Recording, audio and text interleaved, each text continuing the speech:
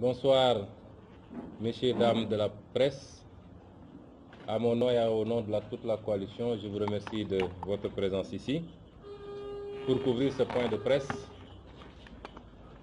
qui, comme on l'avait annoncé, doit porter sur encore la gestion de nos ressources naturelles et sur un nouveau dossier qui concerne les minerais de la Falémé. Je remercie toute la coalition Jotna, tous les membres de cette coalition, ceux qui ont pu faire le déplacement pour assister à ce point de presse, comme ceux qui ont été empêchés. Je les remercie. Je salue et je remercie tous les Sénégalais qui nous suivent en direct en ce moment à partir des couvertures via réseaux sociaux. Et je remercie particulièrement ces milliers de Sénégalais qui nous appellent, qui nous envoient des messages. Je dis des Sénégalais de tous horizons, des messages d'encouragement, de félicitations, des messages d'incitation à la persévérance. Et ça nous rassure. Ça nous rassure parce que aujourd'hui, les Sénégalais comprennent le sens de notre combat et épousent notre discours. Des vagues entières de Sénégalais par milliers rejoignent les idées que nous défendons et pour lesquelles nous nous battons depuis bientôt 5 ans. Mais c'est les idées pour lesquelles des générations et des générations sont battues avant nous, même si le contexte d'alors ne leur avait pas permis d'aboutir aux résultats que nous sommes en train d'atteindre. Je les remercie et je leur dis que ce combat, nous allons le gagner par la grâce de Dieu. La victoire est inéluctable parce que le mensonge et la tricherie ont assez duré dans ce pays. Et comme vous le savez, le mensonge ne fait jamais de vieux os. Je vous ai appelé, nous vous avons invité à venir couvrir ce point de presse portant sur le fer de la Falémé. La Falémé porte le nom d'un bras de fleuve dérivé du fleuve Sénégal qui se trouve quasiment à la frontière entre le Sénégal et le Mali. Dieu a fait, par sa grâce infinie, que dans cette zone du Sénégal, il ait été découvert des quantités extrêmement importantes de ce minerai précieux qu'on appelle le minerai de fer. Quels sont les enjeux de la Falémé? Les enjeux, c'est qu'il a été découvert des réserves prouvées. Dans le jargon, on parle de réserves prouvées qui tournent autour de 750 millions de tonnes de minerai de fer. 750 millions de tonnes de minerai de fer. Ce minerai, si on devait l'évaluer, et ce que je dis est extrêmement important, parce que nous voulons que le peuple sénégalais de plus en plus se concentre sur l'essentiel et surtout puisse comprendre qu'il peut avoir ou reprendre son destin en main parce qu'il a les moyens, tous les moyens qu'il faut pour cela, sauf des dirigeants de qualité. Les enjeux, si on se situe dans une première hypothèse qui consiste simplement à extraire le minerai et à le vendre brut, à l'exporter, vous aurez le prix du minerai de fer aujourd'hui. Le cours mondial, c'est de 88 $. Donc, faites le calcul, vous verrez qu'on a une capacité de 33 000 milliards de francs CFA. 33 000 milliards de francs CFA. Rapportez cela au budget du Sénégal qui ne fait même pas 4 000 milliards ou tout juste. Vous comprendrez l'enjeu extraordinaire qu'il y a autour de ce minerai de fer. On parle beaucoup de pétrole et de gaz, et à juste titre, on parle de plus en plus de zircon, et c'est fort heureux, mais je voudrais qu'on sache que ce qu'on a ici, dans la Falémé, en termes de réserve de fer, dépasse tous les enjeux imaginables. Et ça, c'est l'hypothèse basse. Quand vous examinez la même question sous la seconde hypothèse, qui consiste à transformer ce minerai au Sénégal pour aboutir à la production soit de l'acier, soit de l'inox, ce qui est devenu largement à notre portée parce que nous avons du gaz et nous avons du pétrole. Et vous verrez l'interconnexion qu'il y a. Peut-être c'est une coïncidence, mais extrêmement heureuse, entre toutes ces découvertes qu'on a faites ces dernières années ici au Sénégal. Quand vous avez du pétrole et du gaz, vous ne vendez pas votre fer parce que vous le transformez presque sans coût. À partir de 2021-2022, au plus tard 2023, les premiers mètres cubes de gaz vont être extraits de notre offshore. Donc, dans l'hypothèse de transformer, quand vous transformez pour le faire, je ne parle même pas de l'inox parce que je n'aurais pas pu avoir une machine à calculer pour atteindre le chiffre.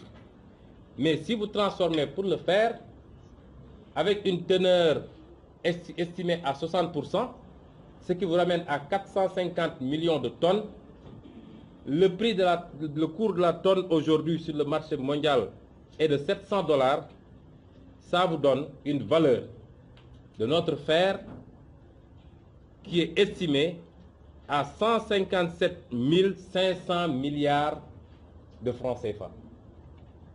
157 500 milliards de francs CFA. C'est immense et c'est colossal. Et c'est aujourd'hui ça, les enjeux dont nous allons vous parler, parce que ce que je vous donne est indicatif. Mais si ces ressources sont très mal gérées, ce que le président Macky Sall et son gouvernement mafieux sont en train de faire, je puis vous assurer que le Sénégal ne gagnera absolument rien de ces minerais et les 157 500 milliards dont je vous parle vont s'évaporer, vont bénéficier à d'autres pays, à d'autres entrepreneurs, mais ne bénéficieront pas au Sénégal. L'historique de cette mine de la Falémé, que Macky Sall connaît très bien. Rappelez-vous bien que Macky Sall a été ministre des Mines de 2001 à 2003. Il connaît très bien ce dossier, comme il connaît très bien les dossiers du pétrole et du gaz.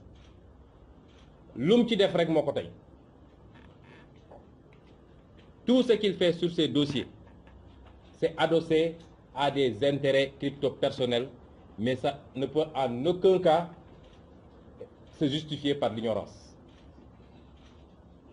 Ce qu'il a fait sur le gaz, il l'a fait pour le bénéfice de son frère et de lui-même, mais il savait très bien ce qu'il faisait.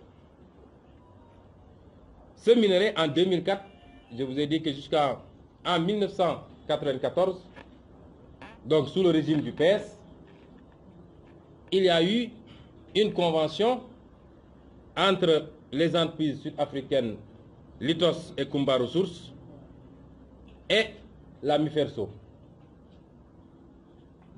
Ce qui avait amené cette entreprise à commencer à faire de la prospection, ainsi de suite, et d'éprouver les réserves.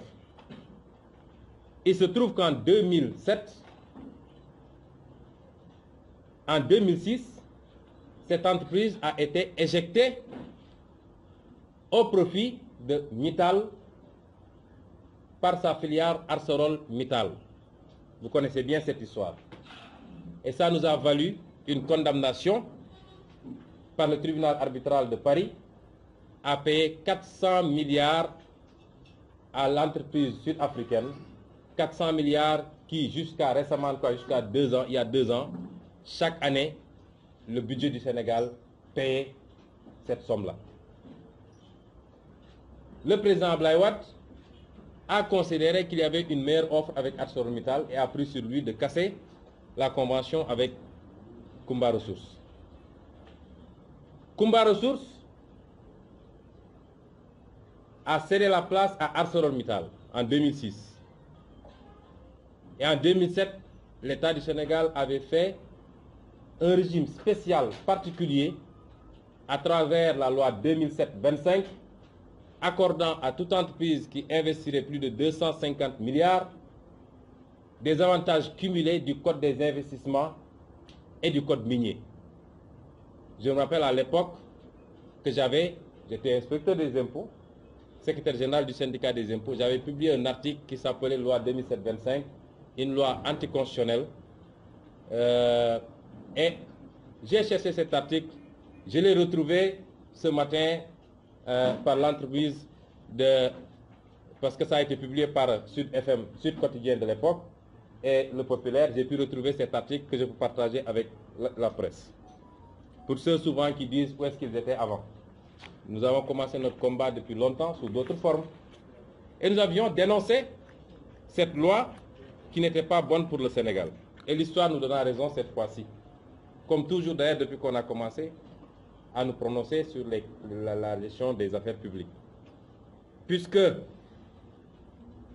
ArcelorMittal n'a pas respecté ses engagements, l'État du Sénégal l'a attrait devant le même tribunal arbitral de Paris, qui en 2013 a arbitré en faveur de l'État du Sénégal, mais là aussi, autre forfaiture, Macky Sall et son ministre de l'économie de l'époque, Amadou Ba, ont préféré, alors que les enjeux portaient sur 250 milliards, ont préféré faire un compromis et demander à ArcelorMittal de verser uniquement 75 milliards. C'est un crime, c'est une forfaiture et c'est une trahison. Mais cela annonçait des choses beaucoup plus scandaleuses et je vais y venir. Ce qui se passe actuellement, c'est que l'État du Sénégal est allé trouver un autre partenaire. Cette fois-ci, un partenaire turc. Une entreprise qui s'appelle Tosyali Holding. Et le 9 octobre 2008, retenez bien ce que je vous explique. Le 9 octobre 2018, 3 mois ou 4 mois avant l'élection présidentielle. Et c'est bien à comprendre, parce que ce qui s'est passé ne peut être déconnecté des enjeux de l'époque, et je ne pense pas que le candidat Macky Sall ait délibérément vendu notre fer simplement pour les beaux yeux des Turcs. Nous savons tous comment ça se passe. Le 9 octobre 2018, à Istanbul, il s'est déplacé à Istanbul accompagné de son gouvernement pour signer un protocole d'accord, lequel protocole d'accord a été signé par M. Fouad Tosyali, qui représentait l'entreprise Tosyali, et Mme Sophie Gladima, qui représente le gouvernement du Sénégal. L'objet du protocole, c'est le développement, le financement et la mise en place d'un complexe minier et sidérurgique au Sénégal par Tosyali Holding. Ce projet doit comprendre 2 phases. Une première phase consistant à la réalisation d'une usine de fabrication de ronds à béton et de fils à machine à partir de biais de fer importés. Et cette première phase doit coûter 120 millions de dollars, c'est-à-dire 60 milliards de francs CFA, à la société Tosyali. Je puis vous dire tout de suite que les Turcs sont venus au Sénégal sans cet argent. Parce que nos informations nous renseignent qu'ils sont en train de faire le tour des banques sénégalaises pour lever 50 milliards de fonds sur les 60 milliards qu'ils doivent investir. Et sur la base de la convention que l'État du Sénégal va leur signer. Et vous verrez pourquoi toute banque à laquelle ils présenteraient cette convention va leur donner l'argent qu'ils veulent. Je vais y venir. Et la deuxième phase, la première phase doit durer 18 mois. Et la deuxième phase, toujours dans les investissements, doit durer 30 mois avec un investissement de 450 milliards pour l'exploitation de minerais de la Falémé qui se substituerait aux importations de biette de fer. C'est extrêmement important. Première phase, ils doivent faire un complexe sidérurgique ici à Bargny, à côté du port minéralier. Et pour cela, l'État du Sénégal va leur faire bénéficier de ce qu'on appelle la loi sur la ZES, la zone économique spéciale. Et la deuxième phase, on va leur donner tout le fer de la Falémé qu'ils vont exploiter pour venir le transformer ici à Bargny et l'exporter partout dans le monde et se faire beaucoup d'argent. Donc, à tout casser, Tosyali va investir 510 milliards de francs CFA. 510 milliards de francs CFA. 510 milliards de francs CFA. Et je vais vous dire après combien Tosyali va gagner après 25 ans d'exploitation. Parce que le contrat est prévu pour 25 ans. Cet investissement est dérisoire, 510 milliards. En 2006 déjà, quand le président Abdoulaye Wade signait avec ArcelorMittal, quel était le montant de l'investissement? C'était 2,2 milliards, ça veut dire 1100 milliards de francs CFA. Le double de ce que Tosyali va investir. 2006-2019. 13 ans plus tard, une entreprise va prendre la moitié des engagements financiers, mais il y a pire encore. Il y a plus grave. Parce que, en plus des 1100 milliards que Arcelor devait investir, Arcelor devait construire un chemin de fer de 750 km de la Falémé jusqu'à Dakar. C'est Arcelor qui devait construire ça. Arcelor devait construire un port minéralier près de Dakar. Et Arcelor devait construire une aciérie. Et dans le cas qui nous concerne, je vais y revenir. Figurez-vous bien que c'est l'État du Sénégal qui doit construire le chemin de fer. C'est l'État du Sénégal qui construit le port minéralier sur investissement américain. Et ArcelorMittal n'investit, Tosyali n'investit que la moitié financièrement de ce que ArcelorMittal devait mettre. Et pour ce faible investissement de 510 milliards, qu'est-ce qu'il y a dans le protocole d'accord entre l'État du Sénégal et Tosyali? Qu'est-ce que l'État du Sénégal va donner à Tosyali? J'espère que vous ne tomberez pas de vos chaises. Pour ce faible investissement, l'État du Sénégal s'engage, premièrement, à créer un couloir vert de dédouanement sur le terrain lors des importations. Ça veut dire que Tosyali, on va lui aménager spécifiquement et spécialement à lui seul un couloir pour toutes ces opérations douanières de dédouanement. L'État du Sénégal va accorder à la société l'exonération de l'impôt pendant 10 ans sur les bénéfices et diverses taxes sur l'activité professionnelle de la société. Ça, ce n'est prévu par aucun texte au Sénégal. Je parle en présence de Dr Abdoulaye Niane, qui est expert fiscal. Il n'y a aucun texte dérogatoire qui permet aujourd'hui à l'État du Sénégal d'accorder 10 ans d'exonération à la société socialiste. C'est-à-dire, elle ne paiera pas d'impôts au Sénégal pendant 10 ans. L'État du Sénégal s'engage à supprimer les parts d'État et diverses taxes sur les prix de l'électricité, du gaz, de l'eau utilisés dans le complexe. L'État du Sénégal s'engage, figurez-vous bien, à supprimer les parts d'État et diverses taxes sur les prix de l'électricité, du gaz et de l'eau utilisés par Tosyali. L'État du Sénégal s'engage à prendre en charge les primes de sécurité sociale des employés pour les 10 premières années. L'État du Sénégal s'engage à autoriser les recrutements d'expatriés à hauteur de 50% du nombre total d'employés dans les 10 premières années d'activité. Ça veut dire que tout le personnel cadre sera turc et une bonne partie du personnel de terrain. L'État du Sénégal s'engage à fournir un soutien de primes de fret d'exportation. On a beaucoup travaillé sur les conventions. Tu n'as jamais vu une convention comme ça. Mais le plus intéressant va venir. L'État du Sénégal s'engage à établir les frais de port à un prix préférentiel et utiliser le port en priorité dans les opérations de commerce extérieur de Tosyali.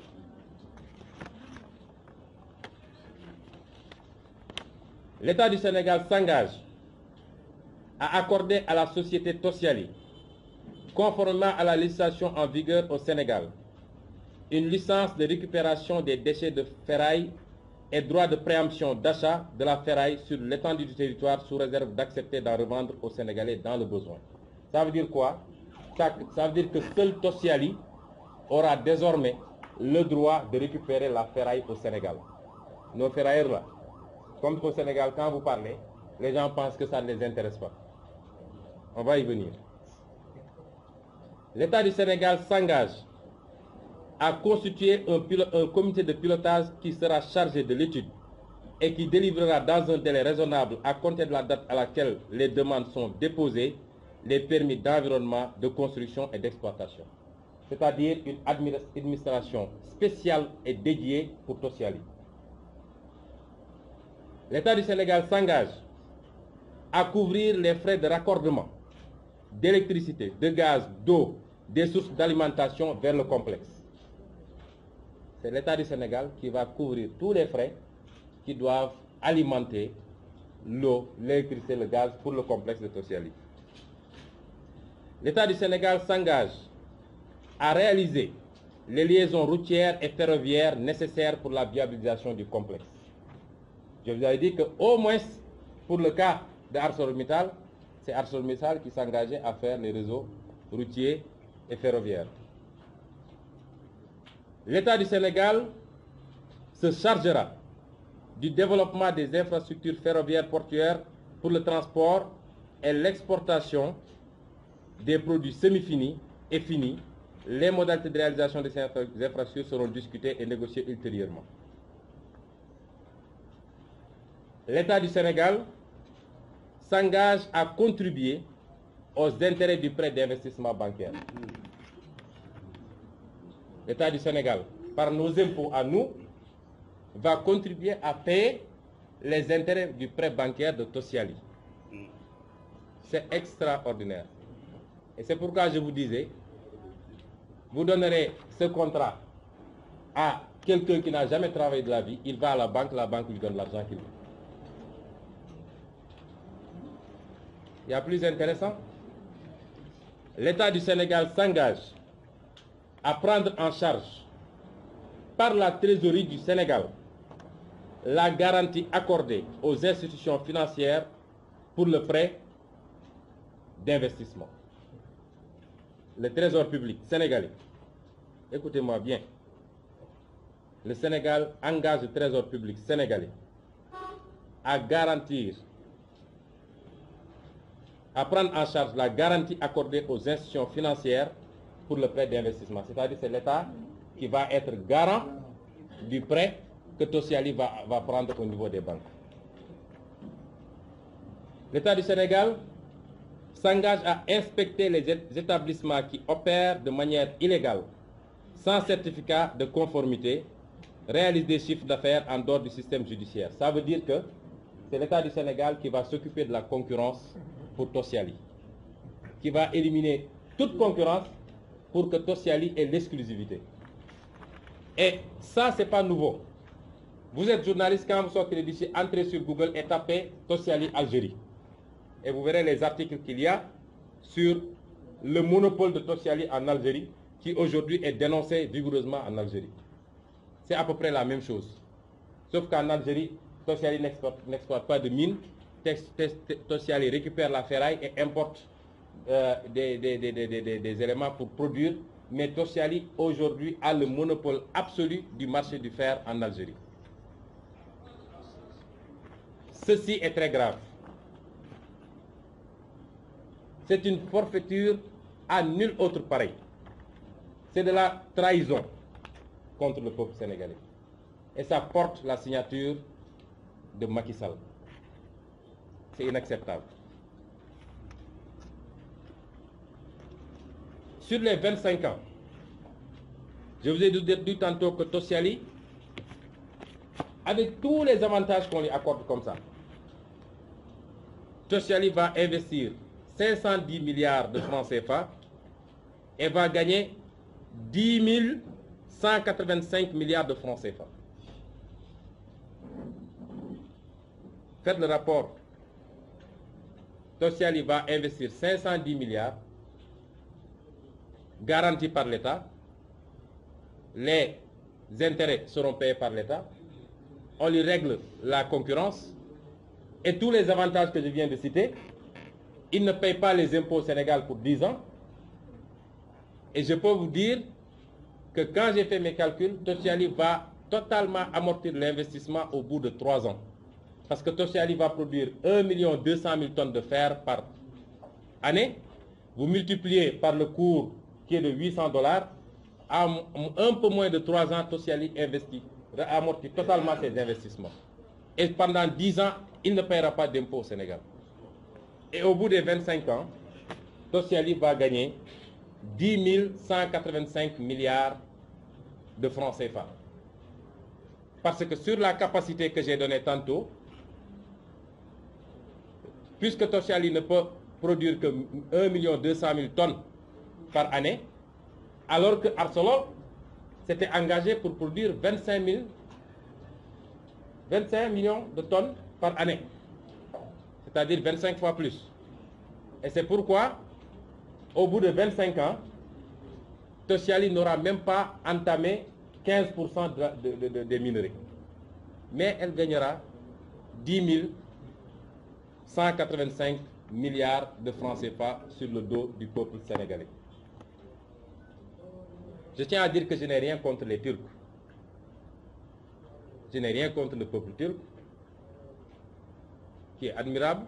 Je n'ai rien contre le président turc. Mais comme je l'ai toujours dit, nous sommes des patriotes. Nous aimons ce pays. Nous ne pouvons réfléchir prioritairement que par rapport à l'intérêt national. Et nous ne pouvons déconnecter ce qui se passe indépendamment du fait que ça a été signé à la veille de l'élection et tout ce qui peut se cacher en deçà. Mais nous ne pouvons pas déconnecter ça avec cette prééminence aujourd'hui des entreprises turques, souvent bénéficiaires de contrats opaques, totalement opaques. Aujourd'hui, nous avons vu la polémique sur la finition de l'aéroport Béziagne. Personne ne peut vous dire le coût. Ensuite, on leur a confié l'aéroport. On a même chassé des Sénégalais. On a chassé l'entreprise HSS qui faisait tout le travail. Macky Sall leur a dit, écoutez, vous prenez 30%, vous amenez tout votre matériel ou bien je vous mets d'or. Ils ont refusé, on les a mis d'or et on a mis les Turcs. Vous avez vu ce qui se passe avec le centre Abdou Diouf de Diamniadio. Jusqu'à présent, personne ne peut vous dire le coût, on l'a multiplié par je ne sais quoi. Vous avez vu ce qui se passe avec Dakar Arena. Nous avons même vu que maintenant, on fait des pressions pour dire fermer telle école ou bien, et on ferme l'école. Et n'oubliez pas que la Turquie est aujourd'hui le premier fournisseur de matériel de répression à Macky Sall. Le premier fournisseur de matériel de répression à nos forces de sécurité pour matraquer de l'opposant. Guy Marius Sagna ne me démentira pas. Il en est l'une des principales victimes d'ailleurs. Et il était important qu'on tienne ce point de presse. Vous savez pourquoi? Je m'adresse au peuple sénégalais. Moi, Macky Sall ne m'intéresse pas. La mafia, c'est la mafia. Vous n'y pouvez rien. Mais tant que le peuple sénégalais continuera à accepter, ça veut dire que ce peuple mérite ce qui lui arrive. Nous avons ici, couplé à tous les autres secteurs que nous avons développés depuis longtemps, nous avons ici de quoi développer le pays sans se fatiguer. Et quand nous avions commencé à parler du pétrole, les gens nous ont snobés. Il a fallu que la BBC s'en mêle, alors qu'on en parle depuis plus de 5 ans, pour que ça crée un émoi national. Mais c'était déjà trop tard. Les choses étaient signées. Mais je veux dire au peuple sénégalais que pour cette question, il est encore temps de rattraper les choses. Vous savez pourquoi? Parce qu'ils n'ont signé que le MOU, c'est-à-dire le protocole d'accord. En matière minière, on peut d'abord signer un protocole d'accord où les deux parties s'engagent à faire ceci, à faire cela. C'est ce que je vous ai détaillé ici. Ce protocole d'accord donne lieu à une convention. Ils veulent signer 2 conventions. Parce qu'ils veulent faire échapper à la société turque, et c'est une supercherie, l'application intégrale de la loi. Ce qui fait que pour la sidérurgie, ils veulent l'aligner sous le régime de la ZES, et pour les minerais, sous le régime du code minier, mais aucune de ces dérogations ne figure ni dans la loi sur la ZES, ni dans la loi sur le code minier. C'est du banditisme d'État. Donc, le MOU va donner lieu à un contrat, une convention. Et cette convention va être approuvée par le président qui va prendre un décret. Pour le cas de Petrotim, les gens sont réveillés trop tard, le décret était déjà signé. Nous vous avons dit, on va mener le combat. On avait mis dans notre programme que si on est élu, on va renégocier, tout en sachant que ça va être un combat extrêmement difficile, mais nous étions et nous sommes toujours prêts à mener ce combat. Mais ici, la convention et le décret ne sont pas encore intervenus. Et c'est pourquoi c'est important que le peuple sénégalais comprenne que si on mène la bataille dès maintenant, si on sort massivement, on peut faire reculer Macky Sall. Ils sont en train d'accélérer la procédure. Je ne donnerai pas certaines informations pour des raisons que vous connaîtrez après. Ils sont en train d'accélérer la procédure pour signer rapidement. Au moment où je vous parle, les Turcs sont à Dakar et sont entre l'APIX, le ministère de l'économie et des finances et le ministère des mines. Ils peuvent signer d'un moment à l'autre. Et une fois qu'ils auront signé, les carottes sont cuites et le Sénégal n'a qu'à considérer qu'il perd toute cette capacité, toute cette manne financière, tout ce potentiel que je vous ai décrit tout à l'heure. J'en appelle donc au peuple sénégalais et singulièrement à la jeunesse sénégalaise. Votre avenir est là. Votre avenir est là. Vous ne comprenez pas pourquoi vous n'avez pas de travail. Vous ne comprenez pas pourquoi on est si pauvre. Vous ne comprenez pas pourquoi on ne se soigne pas dans les hôpitaux. Pourquoi, vous voyez les quelques accidents qu'il y a eu ces temps-ci, on ne peut même pas opérer les gens. C'est honteux pour le Sénégal. Voilà les justifications et les raisons de tout ça. Ceux que vous avez en face, ceux qui nous gouvernent, excusez-moi du terme, mais je vais vous dire, c'est des poltrons. C'est des gens qui font semblant, qui ont tout l'appareil d'État, mais qui tremblent tous les jours. Il suffit qu'on annonce une conférence de presse de Sonko pour que les gens ne dorment pas. Après, on commence la chasse à la sorcière. Qui a dû le sourcer? Ça vient d'où? Mais imaginez si aujourd'hui 500 000 jeunes sortaient dans les rues.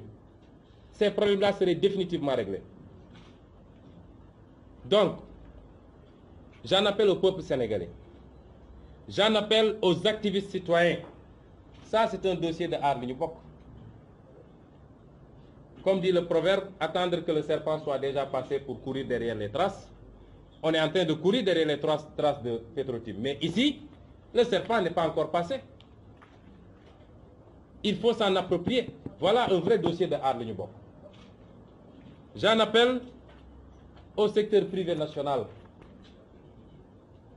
Que chacun soit là à dire je gère mon petit business. Écoute, si je fais ceci, l'État va me tomber dessus. Il me donne des marchés. Le secteur privé national ou l'embryon de secteur privé national n'existera plus. Parce qu'on va le faire aujourd'hui sur la sidérurgie. Demain, on va le faire sur d'autres secteurs. Les ferrailleurs que j'ai cités, j'ai rappelé tantôt, que je vais rencontrer d'ailleurs, qu'ils comprennent qu'ils n'auront plus le droit de ramasser de la ferraille ici. Notre industrie sidérurgique naissante, je crois qu'il y en a 2 ou 3 déjà qui font de la ferraille ici. Avec ça, préparez-vous à fermer parce qu'il n'y aura plus de concurrence. Tout sera donné aux Turcs. Et je réitère ce que j'ai dit, nous avons encore la possibilité d'éviter que ce qui s'est passé avec le gaz se passe ici. Et en pire, parce que ce que je vous ai dit, ça n'existe dans aucun contrat sur le gaz et le pétrole. Je termine par m'adresser à Macky Sall. Je termine par m'adresser à Macky Sall. Je le jure ici. S'il signe ce décret d'approbation, c'est de la haute trahison et tôt ou tard, il en rendra compte en prison. Lui et tous ceux qui auront participé à cette forfaiture. Déjà qu'on n'en a pas encore terminé avec le pétrole et le gaz.